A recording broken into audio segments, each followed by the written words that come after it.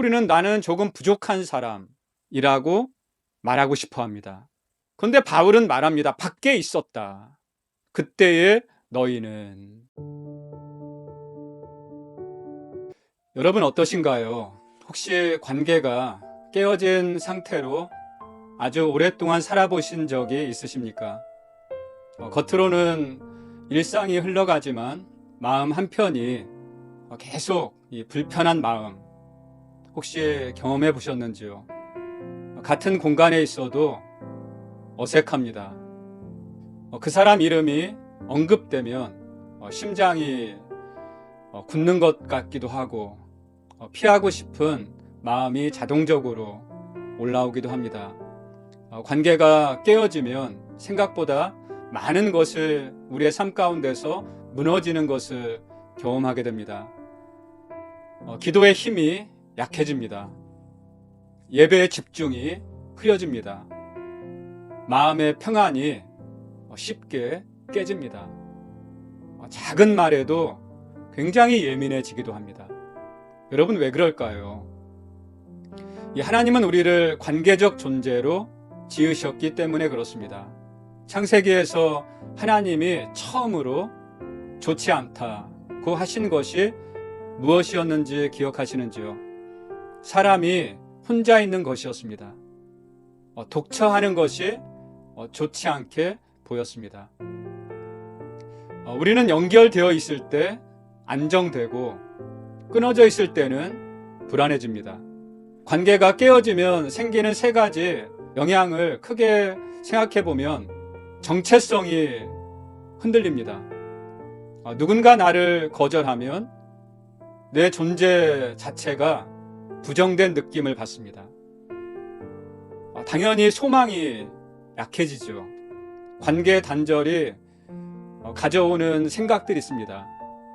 이제부터는 나 혼자다라고 하는 이것이 굉장히 미래에 대한 두려움을 가져오는 것이죠. 그리고 하나님과의 관계도 굉장히 멀게 느껴지기도 합니다. 사람과의 갈등이 우리의 영적인 감각까지도 둔하게 만듭니다. 그래서 성경은 우리의 관계 회복을 단순한 인간관계 개선으로 다루지 않습니다. 구원의 차원에서 우리의 관계를 다루십니다. 그렇다고 한다면 관계가 새로워진다고 하는 것은 무엇일까요? 오늘 본문 말씀은 이렇게 말합니다. 전에 멀리 있던 너희가 가까워졌다. 가까워졌다고 하는 이 말, 이것은 어떤 우리의 감정적인 관점에서 좋아졌다는 뜻이 아닙니다. 신분이 바뀌었다는 뜻이죠. 위치가 바뀌었다고 하는 의미도 있습니다. 멀리 있던 자가 가족이 되었답니다. 외인이었던 사람이 시민이 되었다는 것입니다. 원수 되었던 자가 한 몸이 되었다고 하는 의미를 갖고 있습니다. 관계가 새로워진다고 하는 것은 단순히 분위기가 좋아졌다가 아닙니다. 소속이 생긴 것이죠. 안전이 생긴 것입니다. 정체성이 회복된 것입니다. 하나님께 나아가는 힘이 우리에게 생긴 것입니다. 열리는 것이죠. 여러분 이것이 왜 중요할까요? 우리는 혼자서는 끝까지 서 있을 수가 없는 존재이기 때문에 그래요. 오늘 우리가 다룰 에베소서 2장 11절로 18절 본문의 말씀은 우리에게 이렇게 묻습니다. 당신은 하나님과 가까워졌습니다. 그렇다면 사람과의 관계는 어떤가요? 십자가는 하나님과 나 사이의 거리만 줄였나요? 아니면 사람과 사람 사이의 거리도 허무셨습니까? 오늘 우리는 멀던 자가 가까워지다는 이 선언이 개인 구원에만 국한되는 것이 아니라 공동체의 회복까지 확장되는 것을 이 말씀을 통해서 확인하게 될 것입니다. 이제 바울은 우리에게 그 놀라운 사실을 상기시킵니다. 여러분, 바울이 아주 단호하게 그리고 분명한 문장으로 시작합니다. 그때의 너희는, 그때의 너희는. 이 말은 단순히 우리의 과거를 회상시키는 말이 아닙니다. 우리의 정체성을 진단하고 있습니다. 그때의 너희는 그리스도 밖에 있었고 소망이 없고 하나님도 없는 자였다. 여러분 어떠세요? 이 말씀을 들을 때 마음이 좀 편하게 이 말씀이 받아들여지는지요? 사실 이 말씀은 우리가 받아들이기가 쉽지 않습니다. 왜냐하면 우리는 스스로를 생각할 때 나는 그래도 하나님과 상관없는 사람은 아니었다.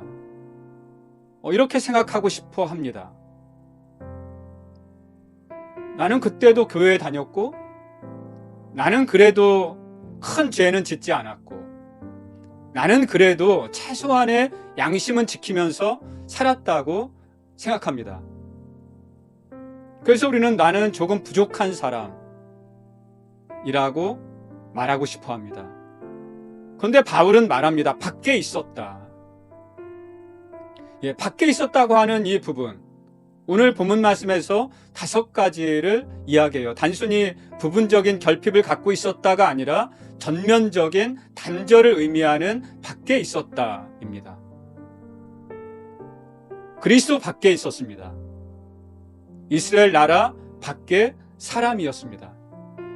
약속의 언약들에 대해서 우리는 외인이었습니다. 세상에서 소망이 없었습니다. 하나님도 없는 자였습니다. 여러분 이것은 조금 모자란 상태가 아니죠. 구원에 있어서 바깥입니다. 하나님의 언약에 있어서 바깥입니다. 소망에 있어서도 바깥입니다. 완전히 밖에 있었던 자였습니다. 여기서 우리가 잠깐 멀리 있었던 너희, 멀었다라고 하는 이 말의 무게감이 어떤지를 우리가 확인하는 것이 필요합니다. 13절 말씀에서 우리의 그때의 상태를 한 단어로 바울이 요약하고 있는데 그것은 전에 멀리 있던 너희입니다. 멀리라고 하는 말이죠. 단순히 우리가 어떤 거리적으로 조금 떨어져 있었다라고 하는 뜻이면 괜찮은 것 같습니다만은 그렇지 않습니다. 접근할 수 없는 거리입니다. 소속 밖에 있는 위치의 의미에서 멀리입니다. 게다가 오늘 원문은 멀리 존재하고 있던 상태를 나타내는 말을 사용하고 있어요. 우리가 잠깐 동안만 멀리 밖에 있었던 것이 아니라 계속 멀리 있는 밖에 있는 상태로 머물러 있던 존재였다 라고 말하고 있는 것입니다.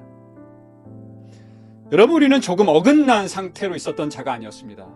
언약 구조 밖에 있었던 사람들이었습니다. 여러분 이 표현은 이사야서에서도 사용하고 있어요. 이사야 57장 19절 말씀에서도 똑같은 용어를 사용하고 있는데 그때 사용한 먼 자라고 하는 이 의미도 같아요. 언약 밖에 사람들을 의미했습니다. 가까이 가고 싶어도 갈 수 없는 거리입니다. 그것이 멀었다라고 하는 이 말의 무게입니다. 왜 이것을 우리가 인정하는 것이 중요할까요? 우리는 이 말을 받아들이는 것이 분명히 불편할 수 있지만 그리고 그것을 우리 마음이 원하지도 않지만 그럼에도 불구하고 그 사실, 그 진리를 우리가 받아들이고 인정하는 것은 굉장히 중요합니다. 여러분 우리가 이것을 인정하지 않거나 못하면 은혜가 작아집니다. 내가 조금 부족했다면 십자가는 단지 보완적인 것일 수밖에 없어요. 내가 이만큼 부족하니까 십자가는 나의 부족한 이만큼을 채워주는 것이다. 그러나 내가 완전히 밖에 있었다면 십자가는 기적입니다.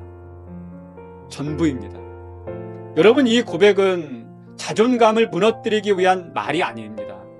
우리를 낮추기 위한 말도 아닙니다. 이 말로 우리를 정죄하고자 주신 말씀도 전혀 아닙니다.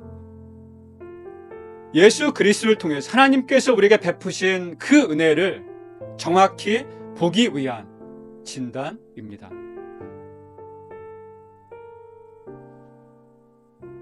교회 안에서 아주 미묘한 우월감,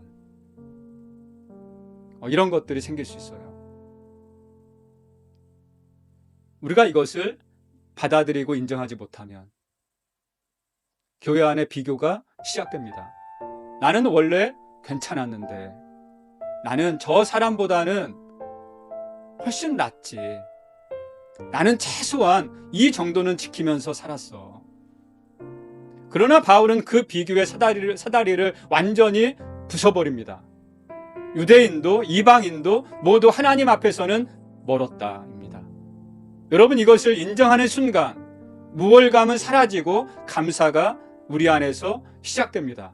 사랑하는 성도 여러분, 이 시간 솔직한 고백은 이것입니다. 주님, 저는 멀었습니다. 주님, 저는 밖에 있었던 자입니다. 저는 소망이 없는 자였습니다.